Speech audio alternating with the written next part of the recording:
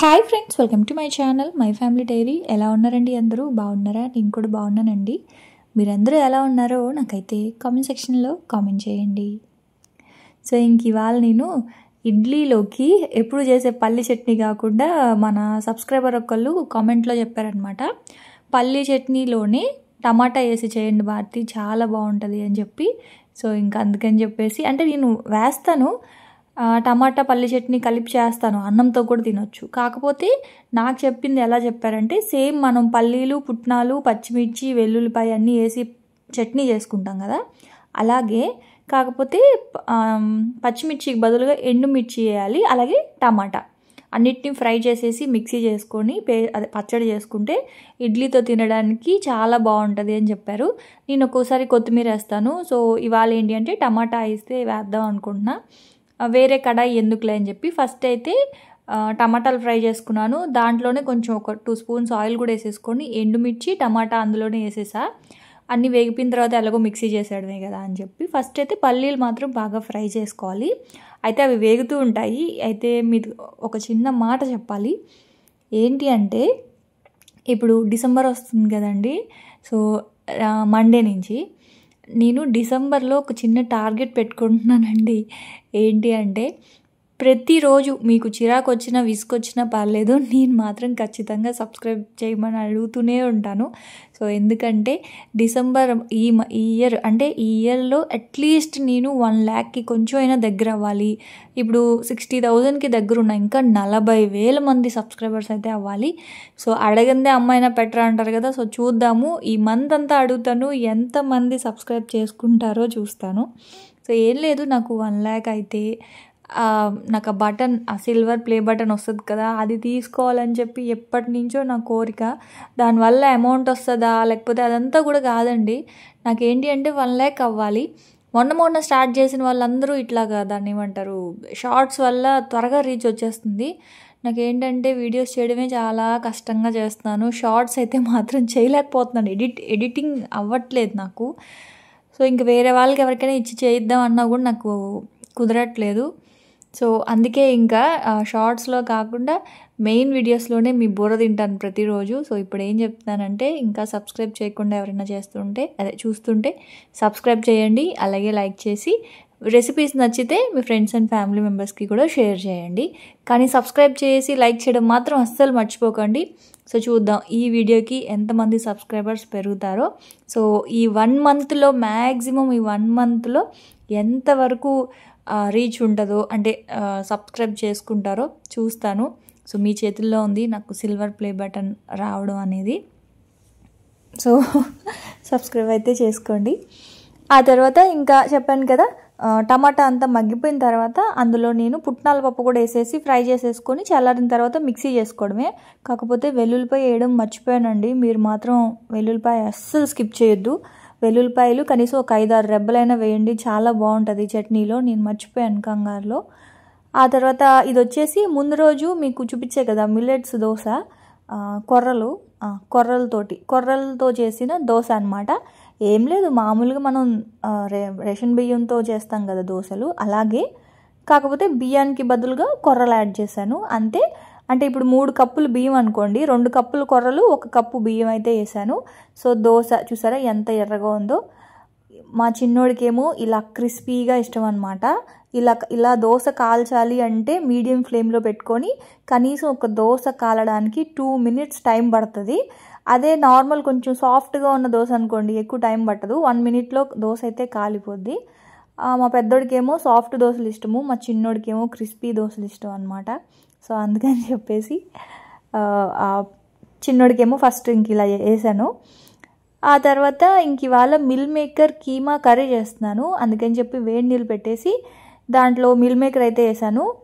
తర్వాత ఇందాక మిక్సీ చేసుకున్నాను కదా, టమాటాలు, పల్లీలు, పుట్నాలు, ఎండుమిర్చి. మీరు కావాలంటే పచ్చిమిర్చితో కూడా చేయొచ్చు, కాకపోతే నా దగ్గర పచ్చిమిర్చి అయిపోయాయి, అందుకే నేను ఎండుమిర్చి వేసాను. ఆ తర్వాత చింతపండు, టమాటా పులుపు చాలండి. చింతపండు అన్నంతో తినేటప్పుడు పులుపు బాగుంటుంది, కానీ టిఫిన్తో తినేటప్పుడు మరీ పుల్లగా ఉంటే బాగోదు, అందుకే నేను చింతపండు అయితే వేయలేదు.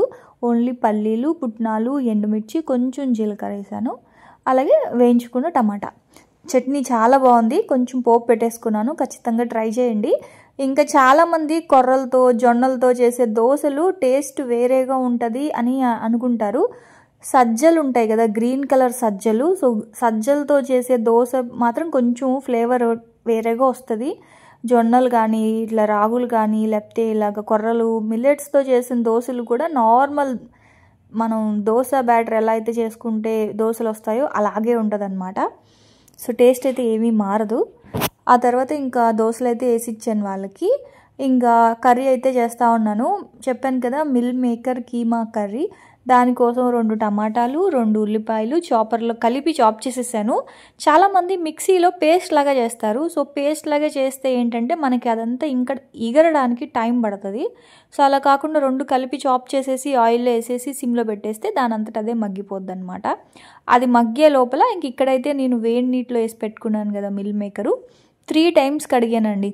అంటే వేడి నీటిలో పిండి మళ్ళీ చన్నీటిలో వేయడం అలాగా 3 టైమ్స్ కడిగాను అనమాట మిల్ మేకర్ని. సో అలా కడగడం వల్ల ఏంటి అంటే మిల్ మేకర్ లోపల ఒక నురగలాగా వస్తుంది. సో ఆ నురగంతా పోయి మనకి ఒక ఫ్లేవర్ వస్తుంది అనమాట. అలా మనం కానీ కడక్కపోతే మిల్ మేకర్కి. సో మంచిగా ఒక 3 టైమ్స్ మంచిగా కడిగి పిండి కడగాలి. అప్పుడే ఆ నురగంతా పోతుంది. అప్పుడు కర్రీ చాలా బాగుంటుంది అనమాట.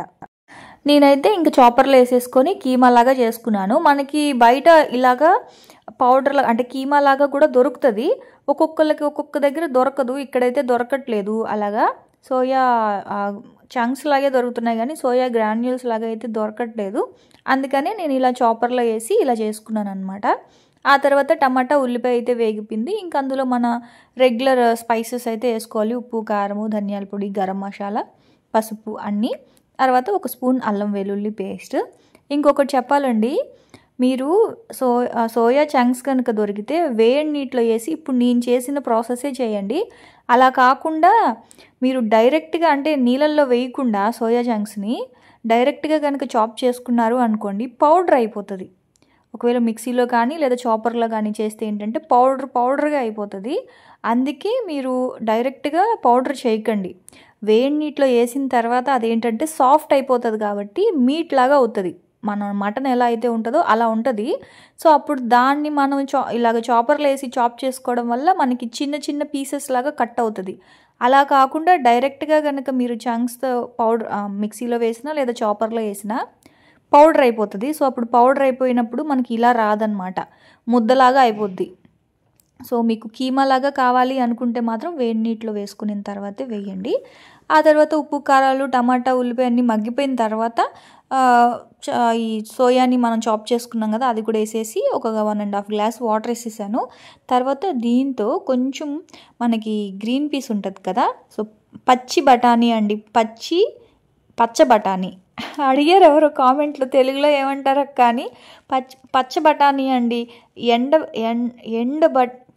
ఏంటి రావట్లేదు, ఎండు బఠానీని నానబెడితే ఇలాగవుతుంది. దాన్ని ఉడకబెట్టి నేను ఫ్రిడ్జ్లో స్టోర్ చేసుకుంటాను. సో ఎండు బఠానీని నానబెడితే ఇలా అవుతుంది అనమాట. ఇది మనకి నార్మల్గా గ్రీన్ పీస్ అనే అంటారండి తెలుగులో. నాకు తెలిసినంత వరకు దాన్ని పచ్చి బఠానీ అనే అంటారు. పచ్చి కాదు, పచ్చ బఠానీ. అంతేనా ఏమో అడిగారు, నాకు అది ఎలా స్పెల్ చేయాలో రావట్లేదు. సో అంతే, అది వేసుకుంటే టేస్ట్ బాగుంటుంది. అందుకే కొంచెం వేసాను. అన్ని అయితే టైం పడుతుంది అనమాట. నీళ్ళంతా ఇంకిపోయి మంచిగా ఆ కీమా లాగా అయిపోవాలి. సో ఇదిగోండి ఇలా అయిపోయిందండి. ఇది పప్పుచారుతోటి రసంతోటి చాలా బాగుంటుంది. నేనైతే రసం పెట్టేశాను. సో రసంతో ఇది కీమా సేమ్ మనకి మటన్ కీమా లాగే ఉంటుంది, కాకపోతే ఇది వెజ్ కీమా అనమాట. అయితే ఇంక మా వారికి దోశ వేస్తూ ఉన్నాను. తర్వాత అనిపించింది కొంచెం పైన ఇది వేస్తే బాగుంటుంది కదా అని. మామూలుగా మటన్తో కూడా చేస్తూ ఉంటా, గుడ్డు దోశ వేస్తాను కదా, గుడ్డు దోశ వేసిన తర్వాత ఈ కీమాని కూడా ఒక్కొక్కసారి కీమా ఉంటే నైట్ టైము మధ్యాహ్నం చేసింది నైట్ టైం మిగులుతుంది కదా, సో అప్పుడు కీమా ఇలా స్టఫింగ్ పెట్టి పైన గుడ్డు దోశలాగా వేసి ఇచ్చేదాన్ని. నాకు అది గుర్తొచ్చి ఇప్పుడు కూడా అలాగే చేసి ఇచ్చాను అనమాట. సో దోశ చూసారు కదా, మీడియం ఫ్లేమ్లో పెట్టి కాల్చుకుంటే దోశ ఎర్రగా కాలుతుంది, క్రిస్పీగా చాలా బాగుంటుంది. ఇంక మా వాళ్ళకైతే బాక్స్ పెట్టేసి పంపించాను. తర్వాత ఇంట్లో పని ఉంది, ఇంకా పూజ చేసుకోవాలి అనుకుంటే ఇవాళ నాకు పని పెట్టారండి వీళ్ళు. వెళ్ళేటప్పుడు అది ఇవాళ చేశారో నిన్న చేశారో తెలియదు కానీ ఇరగ్గొట్టేశారనమాట. ఇది ఆ కింద అది ఉంటుంది కదా, అవి నాబ్స్ ఇలా ఒక్కొక్క దాంట్లో ఒక్కొక్కటి పెడతారు కదా, అదొకటైతే విరిగిపోయింది. నిలబడట్లేదు. సరే అని చెప్పి ఇంకా అది తీసేస్తే నిలబడుతుందన్నమాట. ఇదిగోండి ఆ కిందది ఒక పార్టీషన్ తీసేస్తున్నాను. ఇప్పుడు ఇది తీసేస్తే ఏమవుద్దంటే ఆ పైన బ్యాగ్ ఉంటుంది కదా క్లాత్ కింద వరకు వచ్చేస్తుంది. నాకు అలా రావడం నచ్చదు. ఇప్పుడు ఏం చేయాలి బాబు, కింద పీటలాగా ఏదైనా పెడదామా అని అనుకున్నా ఫస్ట్. అంటే హైట్ వస్తుంది కదా, పీట పెట్టేస్తే కొంచెం హైట్ వస్తుంది, అప్పుడు ఆ క్లాత్ అనేది కింద పడకుండా ఉంటుందిలే అని అనుకున్నా. కాకపోతే పీటలు ఏమీ లేవు, ఒకటే ఉంది, 2 పీటలు కావాలి. సరే అని చెప్పి ఏం చేశానంటే ఫోల్డ్ చేసేసాను అనమాట. ఆ క్లాత్ని ఇలా లోపలికి ఫోల్డ్ చేసేసాను. అయితే అడిగారు, ఇది ఇప్పుడు కాదు, ఇది చూపించినప్పుడు అడిగారు, భారతి నువ్వు చెప్పుల స్టాండ్ వాడుతున్నావు కదా, ఎలా ఉంది అని. నాకు అప్పుడు దాని రివ్యూ ఇవ్వడానికి కుదరలేదు. చెప్పుల స్టాండ్ అయితే మాత్రం చెప్పులు పెట్టుకోవడానికి ఓకేనండి, బాగానే ఉంది. కాకపోతే మా వాళ్ళు అప్పుడే ఒక జిప్ అయితే పోగొట్టేశారు, తీయడం పెట్టడం. అందుకని ఇంకా ఆ జిప్ అయితే మాత్రం నేను వేయకుండా అలాగే వదిలేస్తా. ఇటువైపు జిప్ అయితే వేసేసి ఫోల్డ్ చేశాను. కానీ ఇది నాకు చెప్పారు బట్టలకి మాత్రం పనికిరాదు భారతి, నువ్వు కొనకు అని చెప్పారు. అది నిజమే, ఎందుకంటే శారీసు మనం ఎక్కువ పెడతాము, సో అది వెయిట్ ఎక్కువ ఉంటాయి కదా చీరలు. ఒక్కొక్క దాంట్లో కనీసం ఒక్కొక్క రోలో ఒక 10 చీరలు పెడతాం కదా, అప్పుడు ఆ వెయిట్కి ఆ ప్లాస్టిక్ అనేది బెండ్ అయిపోద్ది. నాకు మన వాళ్ళు చాలామంది చెప్పారు, అందుకే నేను కొనలేదన్నమాట చీరలు పెట్టుకోవడానికి. లేదంటే చీరలు పెట్టడానికి కొందామని అనుకున్నాను, కొనొద్దని చెప్పారు కాబట్టి ఇంక కొనలేదు. అదైతే నిజమేనండి, ఎవరైనా కొనే ఉద్దేశం ఉంటే కొనకండి. బట్టలు బరువుకి ఆ ప్లాస్టిక్ అనేది బెండ్ అయిపోద్ది. చెప్పులు అంటే పెద్ద బరువు ఉండవు కదా, ఒక్కొక్క రోలో 2 పెయిర్సే పెట్టాను. అది 2 పెయిర్స్ పెట్టడం వల్ల అది బెండ్ అవ్వలేదు, బాగానే ఉంది. ఇంక నేనేం చేశానంటే దాన్ని ఇలా కిందకి ఇలా ఫోల్డ్ చేసేసి ఇటువైపు కూడా పిన్స్ పెట్టేశాను అనమాట. అంటే కింద జీరాడకుండా ఉంటుంది అని చెప్పి ఇలా ఫోల్డ్ చేసి అటు ఇటు 2 పిన్స్ పెట్టేశాను, సేఫ్టీ పిన్స్. ఆ తర్వాత ఇంక అక్కడంతా కూడా తీసేసి ఒకసారి ఇలా తుడుస్తూ ఉన్నా. ఉదయాన్నే గుమ్మం కూడా తుడవలేదు, అసలు టైం ఉండట్లేదండి.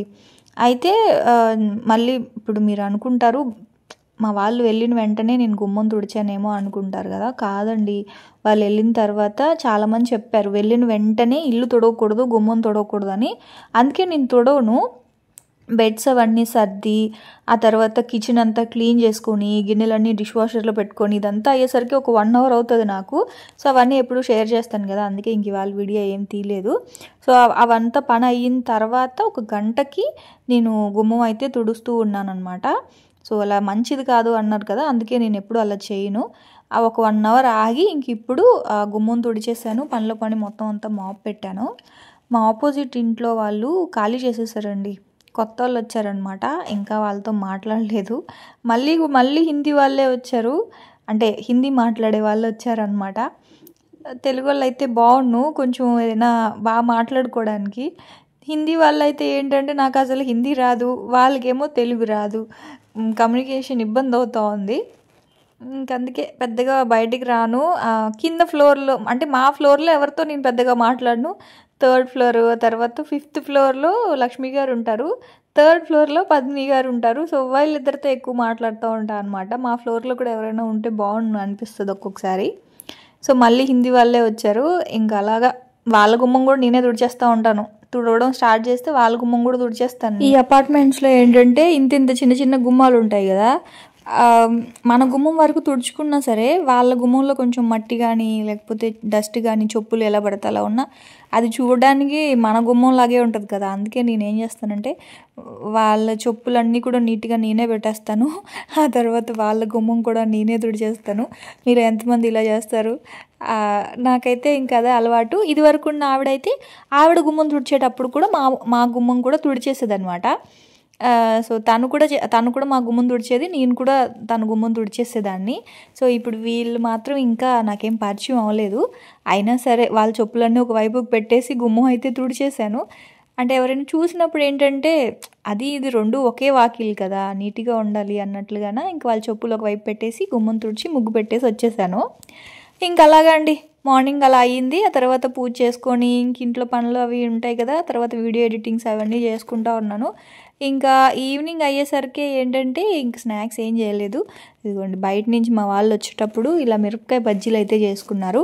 యాక్చువల్గా ఇంట్లోనే చేద్దాం అనుకున్నానండి. ఇంట్లో చేస్తుంటే మిరపకాయ బజ్జీ విష్ణు తినట్లేదు. ఎందుకు తినట్లేదంటే వాడికి ఇలాగా మూరి మిక్చర్ లాగా చేసి మూరి మిక్చర్ స్టఫింగ్ పెట్టాలంట. అరే అంత పని ఎవర్రా బాబు, మిరపకాయ బజ్జీలు వేయడం ఈజీయే, కానీ మూరీలు తెచ్చి ఉల్లిపాయలు కోసి ఆ మూరి మిక్చర్ చేసి దాంట్లో స్టఫింగ్ పెట్టాలంటే ఎంత పని.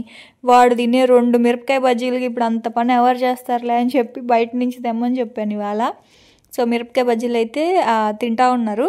అయితే నేను ఏజియోలో లక్కీకి విష్ణుకి 2 షర్ట్స్ పెట్టాను, హుడ్డీస్ పెట్టాను అని చెప్పాను కదా.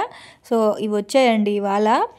పాపం లక్కీకి మాత్రం ఈ హుడ్డీ సైజు లేదండి, అందుకే వాడికి పెట్టలేదు. ఇది నేను కరెక్ట్గా లాస్ట్ ఇయర్ డిసెంబర్ నుంచి వెయిట్ చేస్తున్నాను ఆఫర్ కోసము. సో ఇది నాకు 50% ఆఫ్లో వచ్చింది. 2000 రూపీస్ ఈ హుడ్డీ నాకు 50% ఆఫ్లో వచ్చింది. 1 ఇయర్ నుంచి వెయిట్ చేసి చేసి చేసి చేసి కొన్నాను ఫైనల్గా. ఇదైతే విష్ణుకి, నిజానికి విష్ణుకి సైజ్ కూడా కాదు, ఇది 8 to 9 8 to 9 ఒక్కటే ఉంది సైజు. విష్ణుకి ఇప్పుడు నేను 9 to 10 పెడుతున్నాను. యాక్చువల్గా వాడికి పెట్టాల్సింది ఏంటి, 11 to 12 ఇయర్స్ పెట్టాలి. ఇప్పుడు విష్ణుకి 11 కంప్లీట్ అయ్యి 12 వస్తాయి, కానీ నేనేమో వాడికి చిన్న సైజులో పెడుతున్నాను, ఎందుకంటే మనోడు బక్కగా ఉంటాడు కదా అందుకని. తర్వాత లక్కీకి మాత్రం 12 to 13 ఇయర్స్ పెట్టానండి, కరెక్ట్ సైజు. ఇప్పుడు వాడికి 13 జరుగుతుంది, 13 to 14 పెట్టాలి, కాకపోతే 13 to 14 సైజ్ లేదని చెప్పి ఆ షర్ట్ కూడా 2500 రూపీస్ షర్టు. నాకైతే అది ఎంతకు వచ్చింది తెలుసా, 700కి వచ్చింది. అసలు అది కూడా ఎప్పటి నుంచో అలా కార్ట్లో పెట్టుకొని ఉన్నాను అనమాట. సో అవి మనం స్టోర్కి వెళ్తే ఆ ప్రైస్కే కొనాలి. ట్రెండ్స్కి వెళ్ళామనుకోండి, ఒకవేళ అవి అక్కడ ఉంటే స్టోర్ ప్రైస్కే కొనాలి.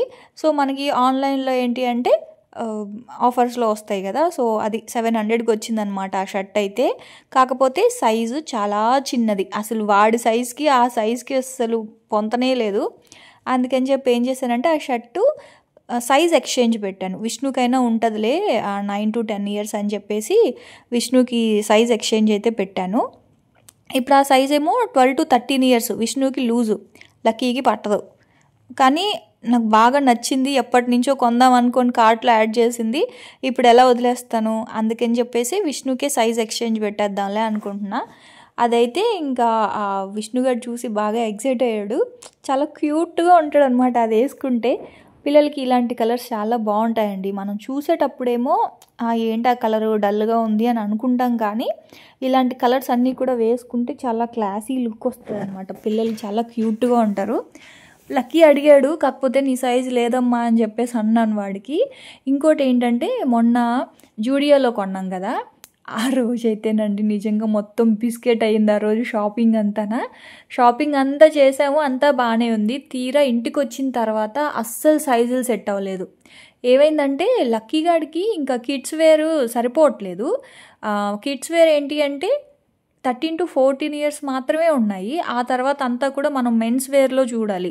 లక్కీకి ఇప్పుడు మెన్స్ వేర్లో వాళ్ళ డాడీ సెక్షన్ ఉంటుంది కదా, సో వాళ్ళ డాడీ సెక్షన్లో మెన్స్ వేర్లోకి వెళ్ళి ఎక్సెస్ సైజు ఉంటుంది. సో ఎక్సెస్ సైజు తీసుకున్నాను అనమాట. వాడికి యాక్చువల్గా తీసుకుంది వేరే షర్టు వేరే ప్యాంటు, కాకపోతే 2 పట్టేసాయి వాడికి. అందుకని చెప్పేసి అవి రిటర్న్ మళ్ళీ అప్పటికప్పటికే మళ్ళీ ఎక్స్చేంజ్ చేసి ప్యాంట్కి బదులుగా ఇంకా 2 షర్ట్సే తీసేసుకున్నాను. ఇంకా ఆ 2 షర్ట్స్కి ప్యాంట్లు ఇప్పుడు మళ్ళీ ఏజియోలోనే పెట్టాలి, ఎందుకంటే టైం సరిపోలేదు. ఇంకోటి అక్కడ ప్యాంట్లు వీడికి సరిపడా సైజులు లేవన్నమాట. అబ్బా పిల్లలకి బట్టలు కొనాలంటే పెద్ద తలనొప్పి అయిపోతుందండి బాబు నిజంగాన. వీడికేమో లూజు, వాడికేమో టైటు. నా బాధ ఎందుకు చెప్తారులేండి. ఆ తర్వాత ఇది మాత్రం విష్ణుకి మాత్రం తీసుకున్నటివి సరిపోయాయి, కాకపోతే కొంచెం లూజ్ అయ్యాయి. ప్యాంట్ మాత్రం బొడబొక్కలలా ఉన్నాడని చెప్పేసి ఎక్స్చేంజ్ చేసుకున్నాడు. ఆ తర్వాత అది ఆ టీషర్ట్ 500 మొన్న అక్కడ తీసుకున్నాను కదా జూడియోలో, విష్ణు వేసుకునింది. సో అది. ఆ తర్వాత ఇదిగోండి ఈ 2 షర్ట్స్ అనమాట లక్కీకి తీసుకుంది. ప్యాంట్లు ఎప్పుడు పెట్టాలా అంటే ఇప్పుడు ప్రస్తుతానికి వాడు కింద వేసుకున్న కాకి ప్యాంటు మ్యాచ్ అయిపోతుంది రెండిటికి. అందుకని ఇప్పుడు ప్రస్తుతానికి ప్యాంట్లు వేసేసుకుంటానులే అమ్మా, నువ్వు మళ్ళీ పండక్కి కొంటావు కదా అప్పుడు పెట్టలే ప్యాంట్లు అని అంటున్నాడు. అంత సీన్ లేదు, ఇంక పండక్కి ఏం బట్టలు కొనేది లేదు, సంక్రాంతికి ఒక్క పేరు కొంటాను అంటే అప్పుడు పెట్టలే అమ్మ ప్యాంట్లు, ప్రస్తుతానికి ఇవి వేసేసుకుంటానులే అని చెప్పి అలా సర్ది చెప్తా ఉన్నాడు అనమాట నాకు.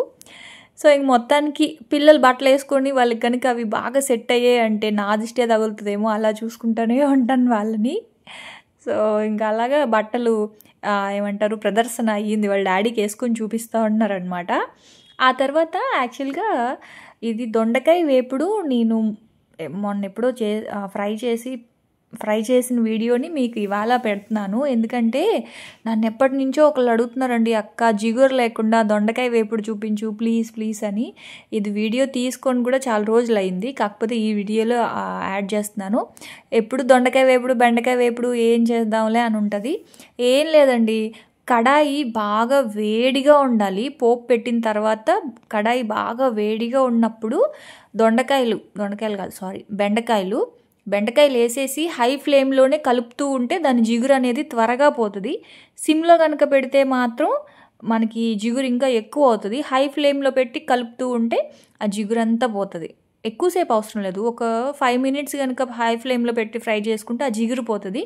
ఆ తర్వాత సిమ్లో పెట్టి జిగురంతా పోయిన తర్వాత ఉప్పు, పసుపు, కారము, కొంచెం చాట్ మసాలా, కొంచెం ధనియాల పొడి, కొంచెం గరం మసాలా అన్నీ వేసాను. ఇవాళ కొంచెం వేపుడు డిఫరెంట్గా చేశాను అనమాట.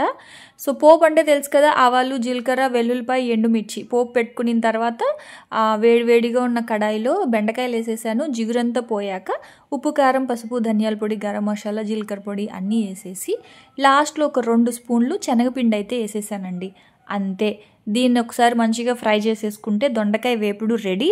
చారుతో, పప్పుచారుతో, దేనితో తిన్నా చాలా బాగుంటుంది, ట్రై చేయండి. ఇంకా నేనైతే వీడియోని ఇక్కడితో ఆపేస్తున్నాను. మీరు అడిగారని చెప్పేసి ఈ రెసిపీ అయితే ఇంక్లూడ్ చేశాను అంతే. సో నేనైతే వ్లాగ్ ఇక్కడితో ఎండ్ చేస్తున్నాను. రేపటి వ్లాగ్లో మళ్ళీ కలుస్తాను. Bye friends.